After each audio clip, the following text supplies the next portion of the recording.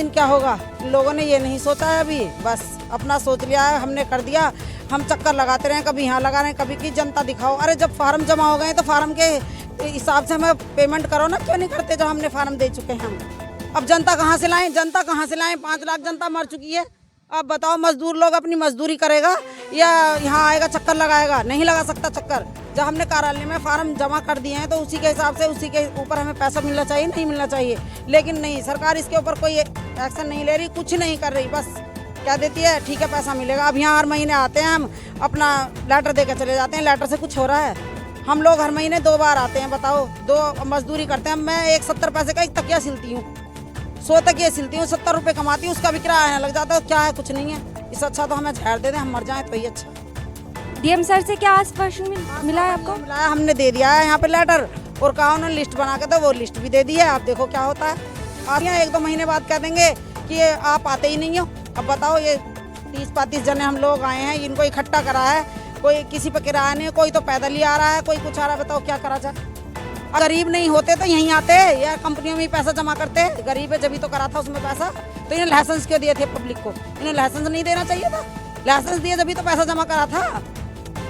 और लोग भी यहाँ मौजूद है, आइए उनसे भी बात कर लेते हैं। आपका परिचय? मैं पूनम देवी। क्या आपका कहना है? हमारा कहना यही है कि हम हर 15 दिन में यहाँ ज्ञापन देने आते हैं, पर अधिकारी हमारी कोई सुनवाई नहीं कर रहे।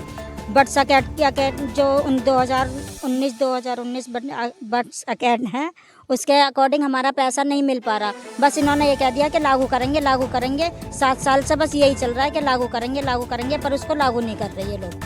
हम यहाँ हर 15 दिन में 20 दिन में ज्ञापन देने आते हैं, हमारा ज्ञापन ये लोग ले लेते हैं, आश्वासन कुछ नहीं मिलता। पर हम साईं प्रसाद से जुड़े हुए हैं, साईं प्रसाद PSL है, 3-4 कंपनियाँ हैं, उनसे सबसे जुड़े हुए हैं हम।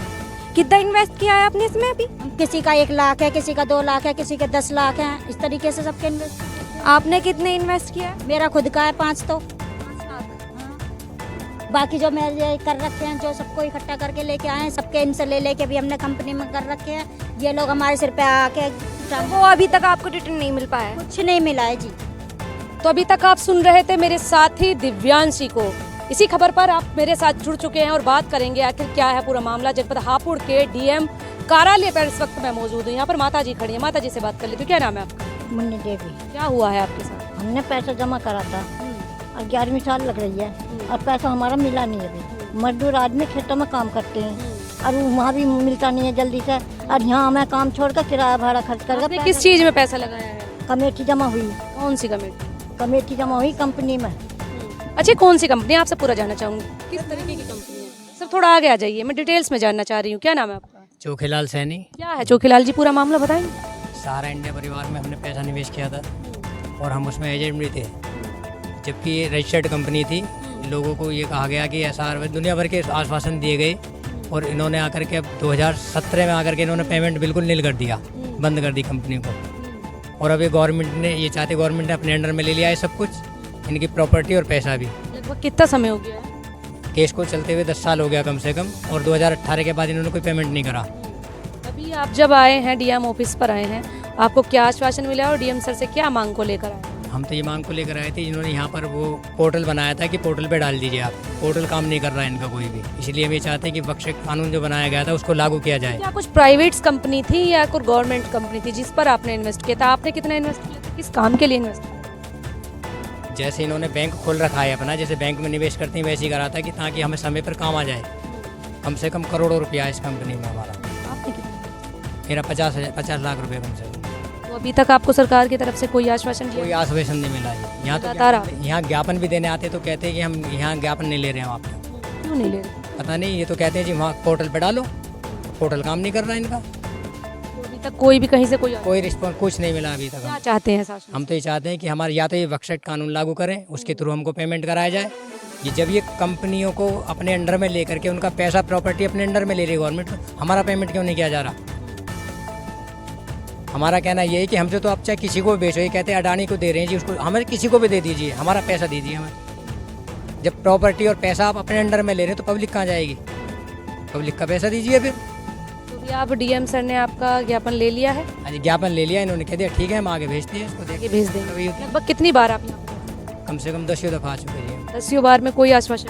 कोई सोल्यूशन कुछ नहीं मिला अभी हमें। देखने वाला विषय होगा कि क्या कुछ हो पाता है इस संबंधित खबर पर, और जो उनकी मांग है, जो उनका पैसा कंपनीज लेकर भाग गई है, कंपनी बंद कर दी गई है, संबंधित खबर पर आप बताएं आप। मेरा नाम रोमा है और मैं हापुड़ जनपद से ही बिलोंग करती हूँ। मेरा सवाल ये है माननीय प्रधानमंत्री जी से, उन्होंने 3 लाख कंपनियाँ रजिस्टर्ड थी जो बंद करी, 1 नहीं 2 नहीं 3 नहीं 3 लाख कंपनियाँ, और 3 लाख कंपनियों से ठगी पीड़ित हैं 50 करोड़, जिसमें कि आप लगाइए 2015 से अब तक 6 लाख लोगों की मृत्यु हो चुकी है। वो मृत्यु नेचुरल नहीं थी, वो आत्महत्या थी, लोगों ने आत्महत्या करी है। इसलिए आत्महत्या क्योंकि लोगों ने जो निवेश किया था कंपनियों में, तो निवेशक जो उनके थे वो कार्यकर्ता थे कंपनी में, तो वो निवेशक का जो पैसा लिया था लोगों ने उनको प्रताड़ित किया। लोगों ने सोचा कि उन्होंने हमारा पैसा रख लिया, लेकिन कार्यकर्ता की कोई गलती नहीं थी, कंपनियां रजिस्टर्ड थी। उन्होंने जब लाइसेंस पे काम किया, गवर्नमेंट से रजिस्टर्ड 100 करोड़ रुपए का एक लाइसेंस एक कंपनी को देती है सरकारी, लेकिन उन्होंने जो लाइसेंस पे काम किया उसने देख के किया ना कि वो सरकारी लाइसेंस पे काम किया, तो वो उस अवहेलना को नहीं बर्दाश्त कर पाया कि मैंने कोई गलती नहीं किया, मैंने कोई गुनाह नहीं किया। वो पैसा मैंने अपनी जेब में नहीं रखा, वो किसके अंडर गया? कंपनियों के। कंपनियां किसके अंडर चलती हैं? सरकार के। तो सरकार का जब इतना दायित्व है, उन्होंने माननीय प्रधानमंत्री जी ने किसी को बताया नहीं कि मैं 2015 में आके 3 लाख कंपनियां बंद कर रहा हूँ। उन्होंने सिर्फ आए, अपने शपथ ली और तुरंत 3 लाख कंपनियां बंद करी। आज भारत में सबसे ज़्यादा बेरोजगारी है।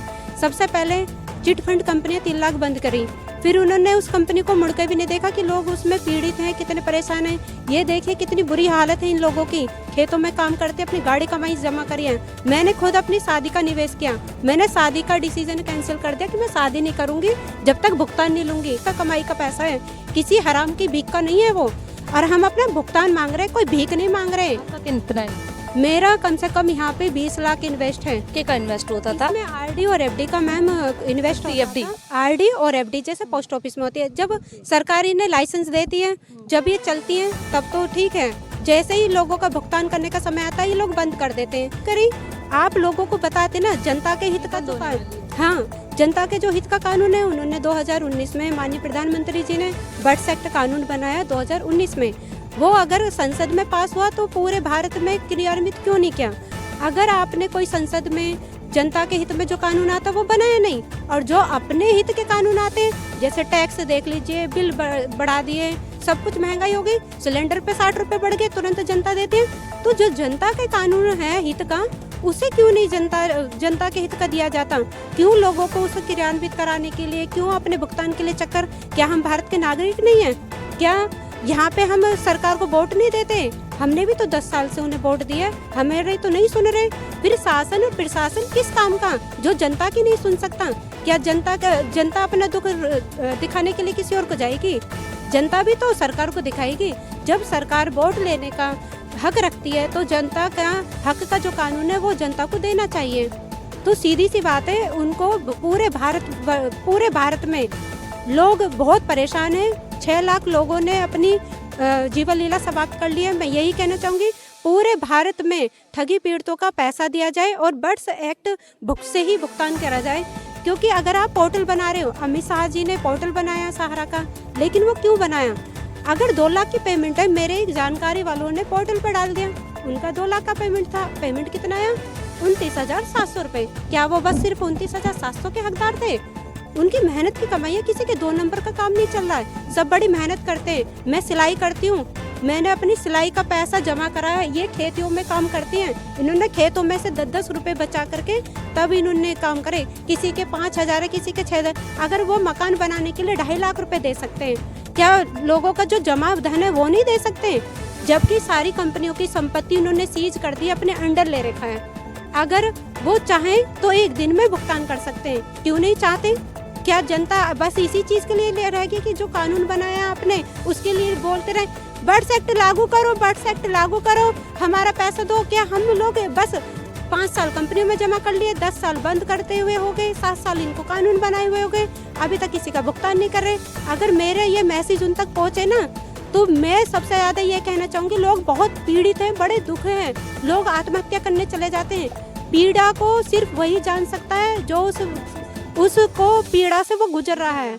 बाकी कोई नहीं कर सकता। अगर मेरा ये मैसेज वहाँ तक पहुँचे तो मैं यही चाहूँगी पूरे भारत में बर्ड्स एक्ट कानून से ही भुगतान होना चाहिए, क्योंकि सब बहुत पीड़ित हैं, बहुत गरीब परिवारों से हैं। उनके घरों में सरकारी नौकरियां नहीं है किसी के में, सब छोटी छोटी जॉब करने वाले, कोई ई रिक्शा चला रहा, कोई खेती का। मैं मोदी जी से क्या चाहती है, क्या कुछ मैसेज? मैं चाहती हूँ मोदी सरकार से कि वो बर्ड्स एक्ट से भुगतान करें। पूरे भारतवर्ष में ठगी पीड़ितों का 50 करोड़ लोग पीड़ित हैं। मेरी रिक्वेस्ट है, मैं प्रार्थना भी करती हूँ, मैं अपील भी करती हूँ सभी 50 करोड़ ठगी पीड़ितों के साथ में कि आप प्लीज सबका भुगतान कर दीजिए। ये देखिए, मैंने शादी नहीं करी है, मुझे सब कहते हैं कि रूमा ने शादी क्यों नहीं करी। मैंने इसलिए शादी नहीं करी है क्योंकि मुझे भुगतान चाहिए, वरना मैं शादी ही नहीं करूंगी। अभी आपके हाथ में है, मैं शादी नहीं करूं या किसी की बेचारी इनका बुढ़ापा सही नहीं कटे, किसी की जवानी भी चली गई यहाँ पर। तो मेरे को तो कंपनी में चक्कर काटते काटते लगाते हुए 15 साल हो गए। अब मैं बस यही अपील करना चाहती हूँ, सबका भुगतान करें ठगी पीड़ितों का। 50 करोड़ लोग परेशान हैं पूरे भारतवर्ष में और 6 लाख लोग अपनी जीवन लीला समाप्त कर चुके हैं। इतना बड़ा दर्द है ये, सबसे बड़ा मुद्दा है, इसको कोई भी हाईलाइट नहीं करता है। भारत का सबसे बड़ा गंभीर मुद्दा है ये। लोग पर डे मरते हैं। सहारा का ना पोर्टल काम का, ना पल्स का पोर्टल काम का। पोर्टल बनाने की गलती दोबारा नहीं करे सरकार। हम चाहते हैं पूरे भारत में जिला कार्यालय से ही भुगतान हो। धन्यवाद। सुना आपने पीड़ितों का दुख। जनपद हापुड़ के डीएम कार्यालय पर इस वक्त मैं मौजूद हूँ, जहाँ पर ठगी का शिकार हुए हुए लोग आज एकत्रित हुए हैं और अपनी मांग को लेकर डीएम साहब को अपना ज्ञापन सौंपा है। देखने वाला विषय होगा आखिर सरकार इस पर क्या कुछ एक्शन ले पाती है। काफी लंबे समय से ये लोग बता रहे हैं कि दर दर की ठोकरें खा रहे हैं, चक्कर खा रहे हैं, लेकिन भुगतान नहीं हो पा रहा है। देखने वाला विषय बताएगा आखिर क्या कुछ इस पे इम्प्लीमेंट हो पाता है। फिलहाल अभी तक इस खबर में इतना ही। फिर होगी आपसे मुलाकात ऐसे ही किसी अन्य दूसरी खबर के साथ। तब तक खबर को लेकर क्या है आपकी प्रतिक्रिया कमेंट सेक्शन में अवश्य बताएं। जाते जाते वीडियो को लाइक शेयर फॉलो अवश्य करें। साथ में हमारे सभी ऑफिशियल पेज को आप करना ना भूलें, ताकि देख सके आप ऐसी तमाम छोटी बड़ी खबरें सबसे पहले मेरे साथ हापुड़ टॉक्स पर। अभी तक के लिए इतना ही, धन्यवाद।